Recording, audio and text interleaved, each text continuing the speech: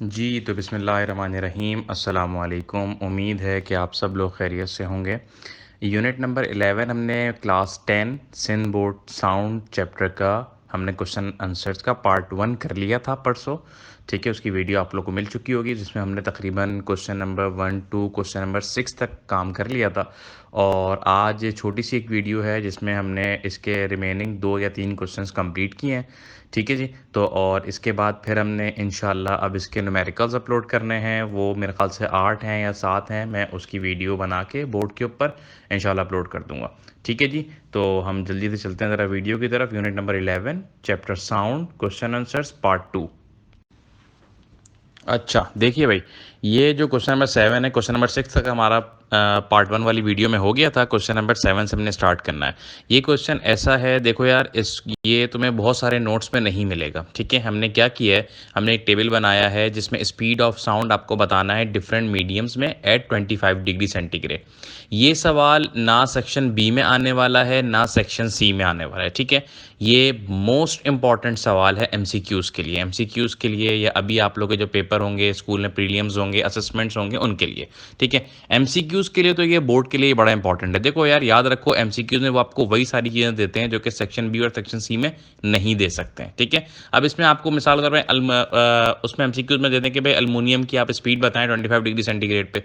तो इस चार्ट को एक बार केयरफुली देख लेना। ठीक है, इसकी जो वैल्यूज़ हैं उनको देख लेना। मैं नहीं चाहता कि कोई ऐसी चीज़ रह जाए चैप्टर में जो आप कवर ना कर पाओ और फिर आपके लिए बाद में मसला हो। ठीक है जी। तो हमने इसमें क्या बताया है, speed of sound in different medium of 25 degree centigrade, solid, liquid, gas का ही बताया। ठीक है, सॉलिड के अंदर क्या क्या चीज़ें हैं, अल्मोनियम है, निकल है, स्टेनलेस स्टील है, ब्रास है और कॉपर है। और इनकी जो स्पीड है वो सबकी मीटर पर सेकंड के अंदर है, जैसे कि थर्ड कॉलम में तुम देख रहे होगे।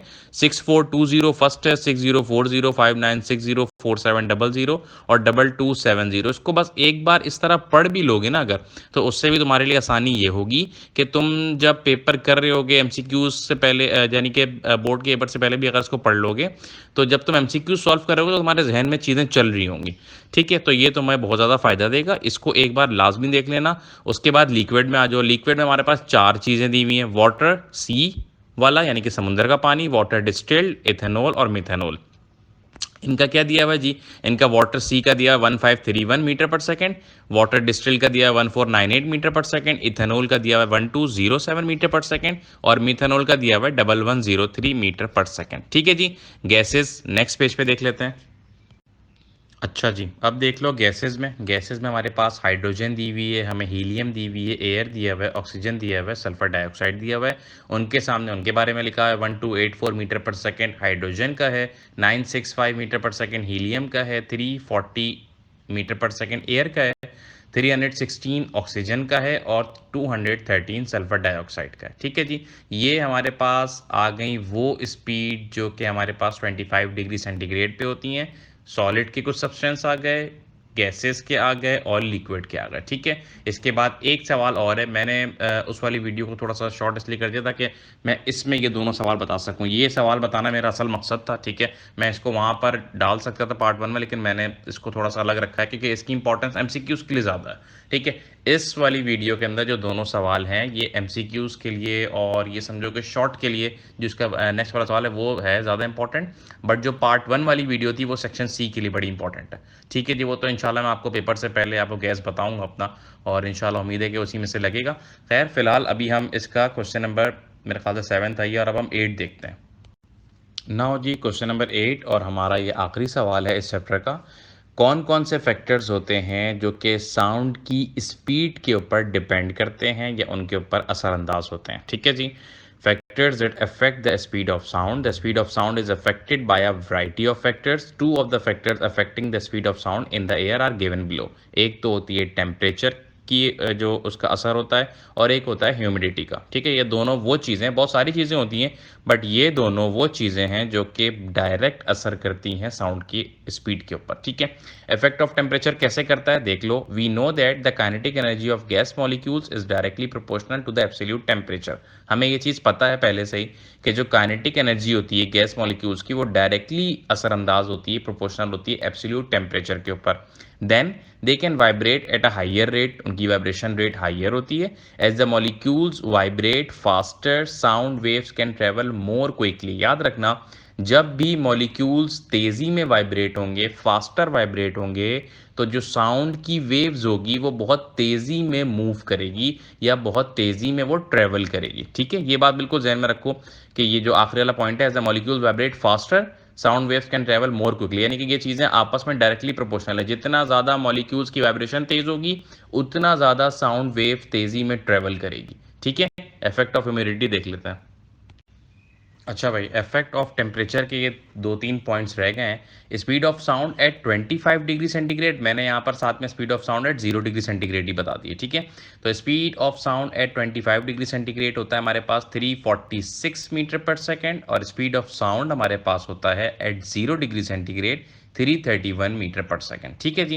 The speed of sound at any temperature can be found. अगर तुम्हें किसी भी टेम्परेचर पे फाउंड करना है स्पीड ऑफ साउंड, यानी कि भाई 25 डिग्री पे नहीं करना, 0 पे नहीं करना, तुम्हें 10 पे करना है, तुम्हें 20 पे करना है, 30, 40, 50, तुम्हें किसी भी टेम्परेचर पर अगर स्पीड ऑफ साउंड फाइंड करना है, तो इसके लिए तुम सिंपल सा फॉर्मूला लगाओगे कि v is equal to 331 under root temperature को केल्विन में लिखोगे अपॉन 273 से तुम अंडर रूट करवा दोगे, डिवाइड करा दोगे, तुम्हारे पास उसकी स्पीड आ जाएगी. ठीक है, मैं फिर से फॉर्मूला रिपीट कर रहा हूं.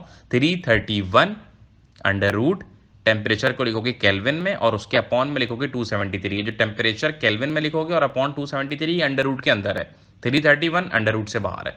ठीक है, और मैंने बता दिया कि the above relation shows that the speed of sound is directly proportional to the square root of absolute temperature. जो चीज मैंने ऊपर लिखी है फॉर्मूले में, मैंने उसको नीचे लाइंस में बता दिया है, बस, और कुछ भी नहीं किया इसमें. ठीक है, अब आ जाओ इफेक्ट ऑफ ह्यूमिडिटी पे. The effect of water vapours on the sound is less than, sorry, on the speed of sound is less than that of dry air. याद रखना, एयर से बहुत कम स्पीड ऑफ साउंड होती है पानी के अंदर. ठीक है, क्योंकि उसकी अफेक्शन ज्यादा होती है. The pressure of moisture takes place of oxygen and nitrogen gases that reduce the density of air because the molecular mass of water vapor is 18, which is less than the molecular mass of oxygen 32 and nitrogen that is 28. क्या बोल रहे हैं?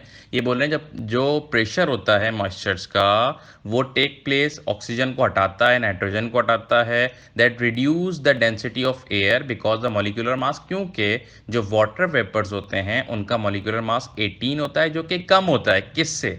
Oxygen के molecular mass से, जो कि 32 होता है, और नाइट्रोजन के मॉलिक्यूलर मास से, जो कि 28 होता है. तो इसका मतलब ये बात हमें समझ में आई कि effect of water vapour on the speed of sound is less then dry air. ठीक है जी, और ये इनवर्सली प्रोपोर्शनल होगा. ऊपर वाली चीज जो टेम्परेचर वाली चीज थी वो डायरेक्टली प्रोपोर्शनल थी, जो नीचे वाली चीज है वो आपके पास इनवर्सली प्रोपोर्शनल होगी. मैं आपको नेक्स्ट स्लाइड में ये दिखा देता हूँ.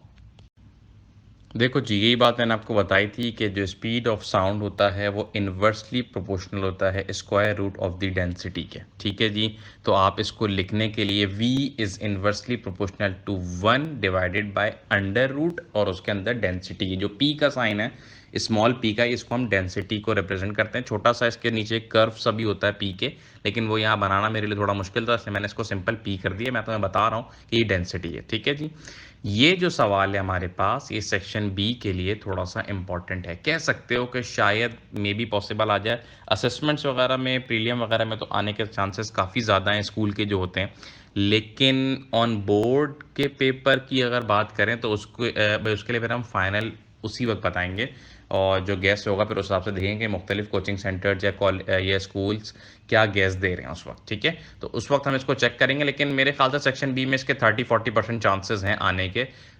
कोई भी एक इफेक्ट भी डाल सकते हैं और दोनों भी डाल सकते हैं, लेकिन जो पहला वाला सवाल था इस वीडियो का वो हमारे पास सिर्फ और सिर्फ MCQs के लिए इंपॉर्टेंट है. ठीक है जी, चलें जी, अपनी इस छोटी सी वीडियो को हम एंड करते हैं, और हमारे पास यूनिट ये वाला कंप्लीट हो गया. यूनिट नंबर 11 यानी कि मैट्रिक के 2 चैप्टर्स हमारे पास कंप्लीट हो चुके हैं. फेडरल बोर्ड वाले लोग जो हैं और क्लास 9 सेंट बोर्ड वाले हैं वो थोड़ा सा वेट करें. मैं बहुत तेज़ी में इसको करवाना चाह रहा हूँ. मैं चाह रहा हूँ कि हम सितंबर या अक्टूबर के स्टार्ट तक इंशाल्लाह, या अक्टूबर के मिड तक हम मैट्रिक की फ़िज़िक्स कंप्लीट करा दें. ठीक है, उसके बाद फिर हम फटाफट 9 की फ़िज़िक्स पर आएंगे, फिर फेडरल बोर्ड होगा. सबको इंशाल्लाह मेरा एम यही है कि मैं दिसंबर से पहले पहले कंप्लीट करवा दूंगा. मैथ की वीडियोज़ भी अपलोड करनी है इंशाल्लाह, उसके लिए मैं थोड़ा सा एक सेटअप सेट करने की कोशिश कर रहा हूँ, क्योंकि मुझे वाइट बोर्ड पे कराना उसमें थोड़ा-सा मसला होगा, बिकॉज़ काफ़ी सारे सवाल होते हैं, ठीक है? तो मैं चाह रहा हूँ उनको मैं किसी और तरीके से करवाऊँ। मैं कोशिश कर रहा हूँ इंशाल्लाह जल्द से जल्द, और बहुत जल्दी आप तक मैथ की वीडियो पहुँचेगी। उम्मीद है कि आज की वीडियो में इस जो पावर पॉइंट की स्लाइड है, पिछली वीडियो में थोड़ी-सी डिस्टॉर्शन थी, आवाज़ में मसला था। उम्मीद है कि आज मसला नहीं आएगा। मैंने 1-2 चीज़ें की हैं, तो इंशाल्लाह अल्लाह की ज़ात से अच्छी उम्मीद है कि इंशाल्लाह आज आवाज़ में वाला मसला नहीं आना चाहिए, ठीक है? मुझे इसका रिव्यू भी देना, इसको चैनल को सब्सक्राइब भी करो, आगे तक पहुँचाओ उन लोगों तक जो कि बआसानी घर पे बैठ के सुकून से कम फ़िज़िक्स पढ़ सकते हैं, और इंशाल्लाह आगे मैथ की भी वीडियोज़ अपलोड होने वाली हैं। तो आप लोग का इसी तरह साथ चाहिए, ठीक है जी? इंशाल्लाह ख़्याल रखें अपना। अल्लाह हाफ़िज़।